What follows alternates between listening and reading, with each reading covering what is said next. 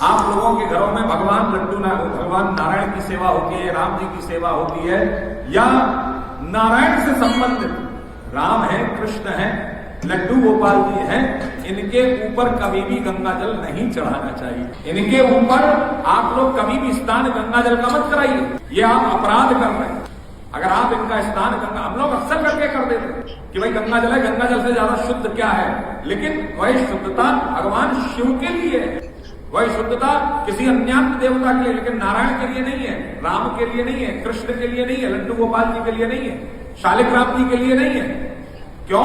क्योंकि मैं पुनः कहूंगा कि यह भगवान नारायण के चरणों का जल है। अब जरा आप ही विचार करिए कि आप जिस पानी से अपने पैरों को धोए, क्या आप उसी पानी से नहाएंगे?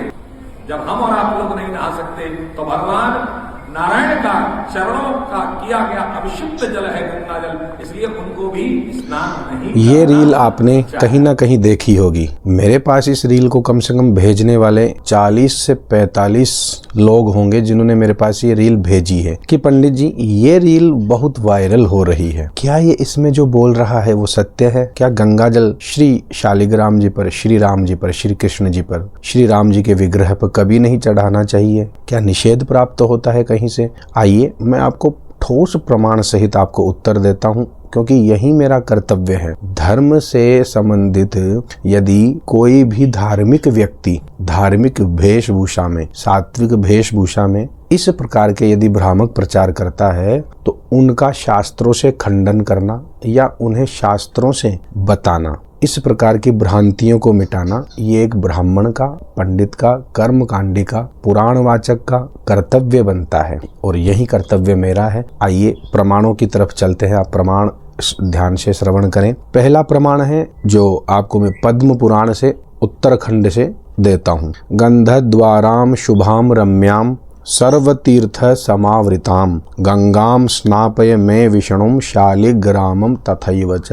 हे गंगा देवी, आप सब तीर्थों से युक्त हैं, पवित्र और शुभ गुणों वाली है। आपसे मैं भगवान विष्णु और शालिग्राम शिला को स्नान करवाता हूँ। ये शालिग्राम जी की और विष्णु पूजा की पद्धति है। जहाँ से भी पद्धतियाँ हमने ली है, किसी भी प्रकार की पद्धति हो पूजा की, वैदिक, तांत्रिक, किसी भी प्रकार की यंत्रोक्त विधान, सभी की पुराणों से या फिर उपनिषदों से कहीं ना कहीं से ऋषि मुनियों ने बनाई है और वही हमने ली है। और सभी भगवान की आज्ञा है कि आप शालिग्राम जी पर गंगा जल अर्पण कर सकते हैं। अब दूसरा प्रमाण मैं देता हूँ आपको, क्या है? गृह सूत्र में विष्णु पूजन जो विधान है वहां से, गंगादि सरिताम तोयैहि पुण्यैहि स्नापयेत् धरिम। गंगा आदि पुण्य नदियों के जल से श्री हरि को स्नान कराना चाहिए। अभी आगे और प्रमाण है, जाइए मत, क्योंकि ये वीडियो आपको मनोरंजन नहीं दे रहा है, आपको ज्ञान दे रहा है, इसलिए आप जा भी सकते हैं, लेकिन आगे और प्रमाण है और ये प्रमाण मैं आपके स्क्रीन पर भी डाल दूंगा ताकि आप स्क्रीनशॉट ले और बता भी सके किसी को। तीसरा प्रमाण है, पंचामृतेन संपूज्य शुद्धोदकाभिषेचनम गंगा जलेन वा शुद्धम सदा विष्णु प्रियो भवेत। गर्भोपनिषद में बताते हैं, श्रुति परक प्रमाण है ये।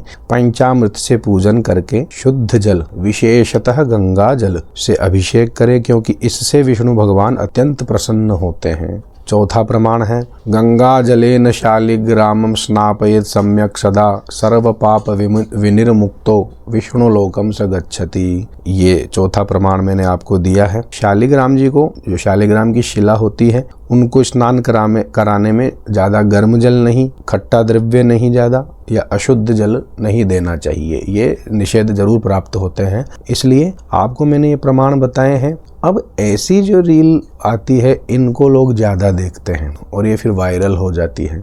हमारे जैसे जो साधक से कपड़े पहन लेते हैं, पहने हुए रहते हैं, टेढ़ा मेढ़ा जैसा भी तिलक है, त्रिपुंड है, वो आपके सामने होता है, बिना कोई मेकअप, कोई लंबे बाल नहीं, या कोई ऐसी कोई साज सज्जा नहीं, हाँ, इसलिए हम लोगों को कम लोग देखते हैं और हमारे वीडियो क्या है कि शेयर भी कम करते हैं, क्योंकि कईयों की शान इसमें कम होती है। इसलिए आपकी इच्छा है ये सभी तक पहुंचाए ये जानकारी, ताकि सभी की जो शंका है उसका समाधान हो सके। जो भ्रम में पड़े हैं उनकी शंका है वो भ्रमित ना रहे। ये प्रमाण मैंने आपको वीडियो के द्वारा बताए हैं और मेरे वीडियो से नास्तिक दूर रहें, मूर्ख दूर रहें। हर हर महादेव।